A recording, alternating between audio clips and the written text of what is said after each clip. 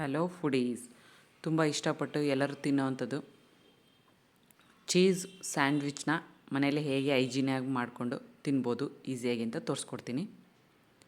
ಅದಕ್ಕೆ ನಾನು ಮೈದಾ ಬ್ರೆಡ್ ತೊಗೊಂಡಿದ್ದೀನಿ. ಬಟರ್ನ ನೀಟಾಗಿ ಸ್ಪ್ರೆಡ್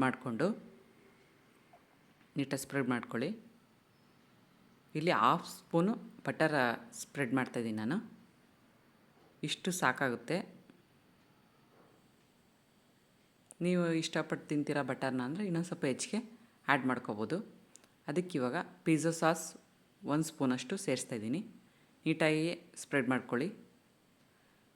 ಚಿಕ್ಕ ಮಕ್ಕಳಿಂದ ಹಿಡಿದು ಎಲ್ಲರೂ ಇಷ್ಟಪಟ್ಟು ತಿನ್ನೋವಂಥದ್ದು ಈಗ ಎಲ್ಲ ಕಡೆ ಅವೈಲೇಬಲ್ ಇರುತ್ತೆ. ಅದನ್ನೇ ಮನೇಲಿ ಹೇಗೆ ಮಾಡ್ಕೋಬೋದು ಅಂತ ತೋರಿಸ್ಕೊಡ್ತಾಯಿದ್ದೀನಿ.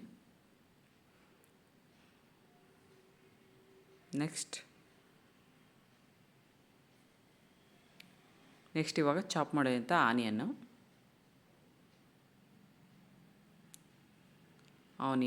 ಟೊಮೊಟೊ, ನಿಮ್ಮ ಮನೇಲಿ ಯಾವ ತರಕಾರಿ ಅವೈಲೇಬಲ್ ಇರುತ್ತೋ ಅದು ಸೇರಿಸ್ಕೋಬೋದು. ಕ್ಯಾಪ್ಸಿಕಮ್, ಟೊಮೊಟೊ, ಕುಕುಂಬರ್, ಕ್ಯಾರೆಟ್ ಈ ಥರ ಸೇರಿಸ್ಕೋಬೋದು. ಇದು ಕುಕುಂಬರ್ ಚಾಪ್ ಮಾಡಿರೋಂಥದ್ದು ಸೇರಿಸ್ತಾಯಿದ್ದೀನಿ.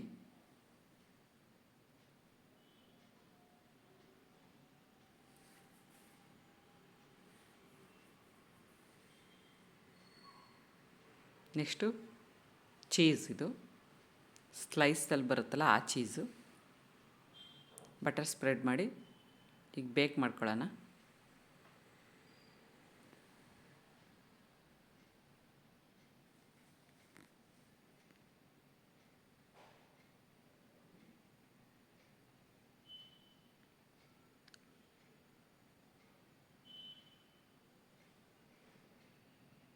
ಒಂದು 2 ಮಿನಿಟ್ಸ್ ಆದರೆ ಸಾಕು. ಚೀಸೆಲ್ಲ ಮೆಲ್ಟಾಗಿ ಬೇಕಾಗಿರುತ್ತೆ. ಇವಾಗ ನೋಡಿ ಚೀಸ್ ಮೆಲ್ಟ್ ಆಗ್ತಾಯಿದೆ, ಕಲರ್ ಚೇಂಜ್ ಆಗ್ತಾಯಿದೆ. ಇವಾಗ ಆಲ್ಮೋಸ್ಟ್ ರೆಡಿ ಆಯಿತು. ಇವಾಗ ಕಟ್ ಮಾಡ್ಕೊಂಡು ತೋರಿಸ್ತಿದ್ದೀನಿ. ತುಂಬ ಯಮ್ಮಿಯಾಗಿರುತ್ತೆ. ನೀವು ಮನೇಲಿ ಟ್ರೈ ಮಾಡಿ, ಮಕ್ಕಳು ಇಷ್ಟಪಟ್ಟು ತಿಂತಾರೆ. ನೀವು ಯಾವ ಶೇಪಲ್ಲಾದರೂ ಕಟ್ ಮಾಡ್ಕೋಬೋದು. ಗಾಯತ್ರೀಸ್ ಕಿಚನ್ಗೆ ಸಬ್ಸ್ಕ್ರೈಬ್ ಆಗಿ. Thank you.